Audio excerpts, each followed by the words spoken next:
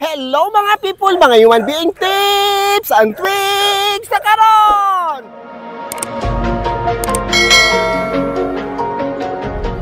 Ganito, tingnan ninyo, nag-DIY si ma'am.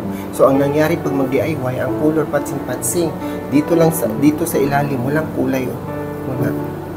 Mag-analyze muna ng buhok kung anong gawin. Iriban to, pero bago iriban, gupitan. Iriban, pero ang ano ko sa buhok niya, mag-analyze na sa mga gamot. Yung gamitin ko yung Bundastic kasi yung strand sa buhok niya is malaki. So kailangan yung Bundastic ay very strong ang Bundastic para madali sa straight. Nilagyan to ng kowas at ito yung resulta sa kowas. Bago mag-riban, ganito kalambot ang buhok. Ganyan. Para siyang Bonacure, mas lambot pa siya sa Bonacure para hindi siya masira bago lagyan ng rebonding na Bundastic form nature rebonding para sa buhok ni ma'am na medyo malaki ang strands. Depende yan sa buhok kung anong gamitin kong gamot.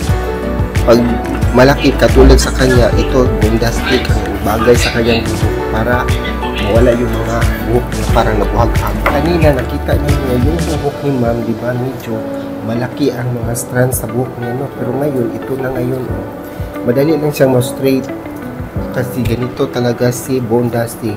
Pag malaki yung strand ng buhok, so kailangan ganito. At saka yung customer, di ba, natulog na si ma'am. Ganyan talaga pag may mag-ano sa ulo ni ma'am. Tapos itong lagyan ng Bundastic natin na rebonding at ganun pa rin may nag-wave. Yan, di ba?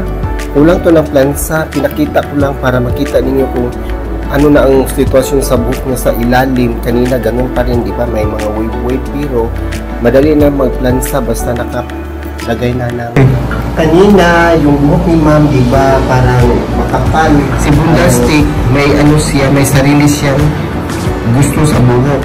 Gusto niya yung malaking strand ng buhok, hindi pwede sa mga manipis na buhok. So, dapat mag-analyze ng buhok para maganda yun ang rebonding, para maganda para bumalik. Ganun. Tapos na akong nagplansa ng buhok. Ito, pinutulan ko ng kaunti para maging layer. Sayang naman yung moisturizer na Bundastic Fixer Cream at saka yung serum para hindi na bumalik yung buhaghag kanina katulad kanina buhok ni ma'am. Pero may ano siya, kaunting mga white hair kasi hindi pa siya nagpakulay. Hindi kaya sa oras at hindi kaya sa bulsa. Ganon. Ito si Bundastic Serum.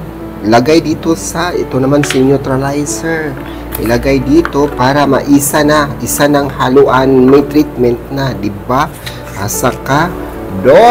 Asa ko. Ila-ilaha ko, be. Ganito. Naglagay ako ng Neutralizer ngayon. Diba? Para maganda na ang buhok ni ma'am. Kaya kanina pa si ma'am gusto na siyang lumayas kasi may lakad pa siya. 15 minutes lang naman at ibabad sa buhok. 15 minutes, 8 minutes lang, hindi 15 minutes. Sorry na po. Asa ko. Ila-ilaha ko ba? Ito na. Sa hindi nakasubscribe dyan, pakisubscribe naman sa ating YouTube channel, Miss Human Being. Ito na ang resulta ng buhok ni ma'am. Diba? Maganda na, no? Super ganda na. Diba? Ganito talaga. Don't forget to balik ulit, paulit-ulit. Don't forget to subscribe my YouTube channel, Miss Human Being. And thank you for watching.